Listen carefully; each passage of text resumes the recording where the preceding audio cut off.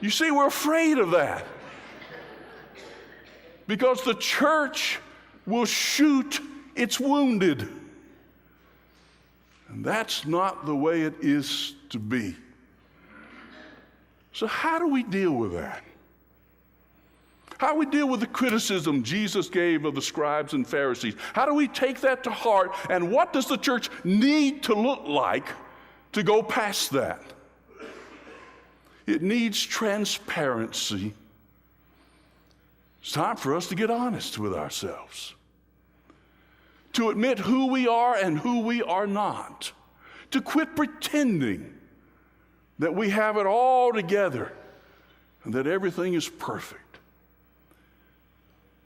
We need to share that we're all broken and involved in this world. And what it means to be a Christian is to be a follower of Jesus. It doesn't mean to be perfect. Now, it is important as you hear that you've got to hear their boundaries to that. Because you see, some people, when they get to confessing stuff that ought not to be confessed out loud. And they lose perspective on the boundaries. When it hurts people, you don't need a public confession. You know, if Kathy and I were struggling in our marriage, and if I were to stand up here and share that, that would be horrendously overstepping the boundaries. Because you see, it does damage to Kathy. And she's not the one involved in the confession at that moment.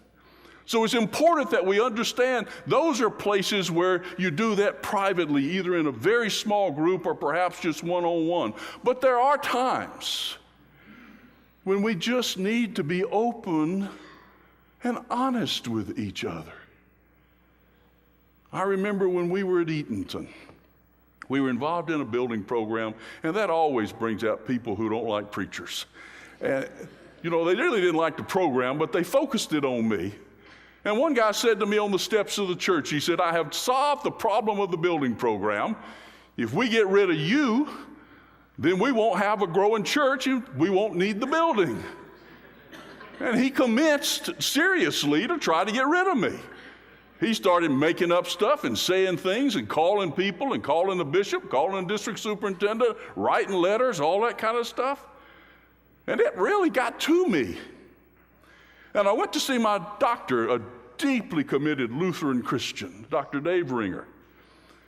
And I sat with Dave, and I just kind of poured out my heart, and I just said to him, he said, Robin, you're depressed.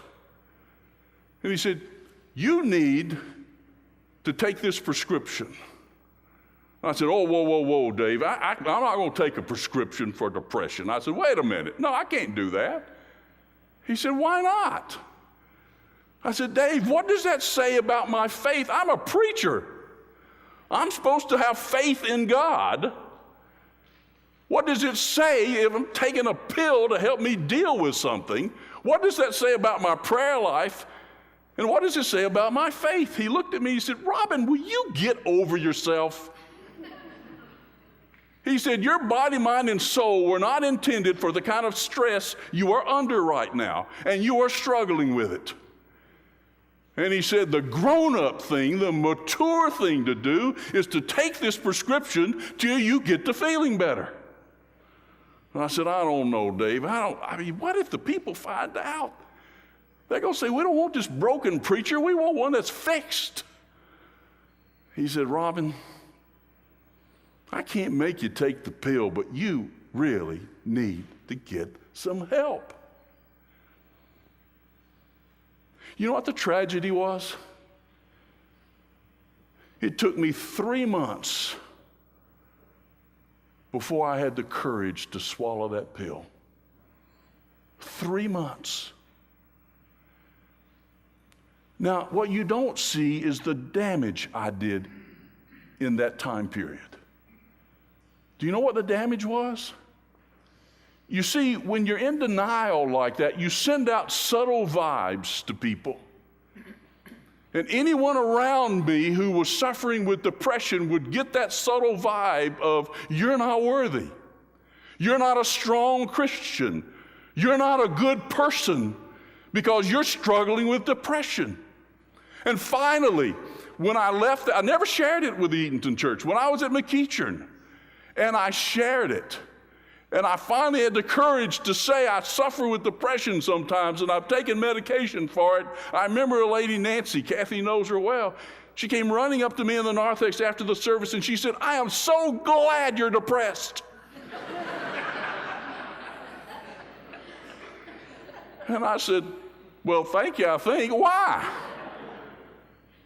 And she said, "Because I've been depressed all my life, and I've always thought there was something wrong with me, and that I wasn't a good enough Christian, and that I didn't have a deep enough faith. And I am so glad that my pastor's depressed, so that I can pray for him and he can pray for me." You see what happens with transparency? There comes an opportunity for healing, for brokenness to be acknowledged and moved forward. It's not easy. That fear is real. It's tangible. Changes our lives. I make a lot of jokes about my weight, don't I? Make a lot of jokes, talk about doctors, and he did say that pregnant women have back problems. I stick out my stomach. Truth of the matter is, I'm scared. I'm disappointed in myself. I go to a restaurant, and as I'm driving up, I make a commitment, and I say a prayer saying, "Lord, help me to order a salad today instead of an entree." But I don't do it. Didn't do it just the other day. Kathy ate her salad. I ate my entree. I felt awful. So I came out and said the commitment again. Next time I'll order a salad. You see what fear does to you? Makes you afraid to be honest that people might look different at you. But the Christian church, Billy said it well, I've heard it before, is not a museum for saints, it's a hospital for sinners. Because you see, we actually aren't as good as saints as we think we are. And it is important for us to hear that if we can acknowledge and pray for each other in our brokenness, then those who are broken outside will be drawn to that. They will be drawn to our authenticity, drawn to our genuineness and our reality. But it starts with getting honest. Christ, you read the Gospels over and over. He never talked about people that were struggling like this. He never said these kinds of things to them. Every time somebody was struggling, Christ embraced them and cared for them and loved them. And that's not only what Christ will do for us, it is what Christ calls us to do for others. And in Jesus' name, I offer this to you. Amen.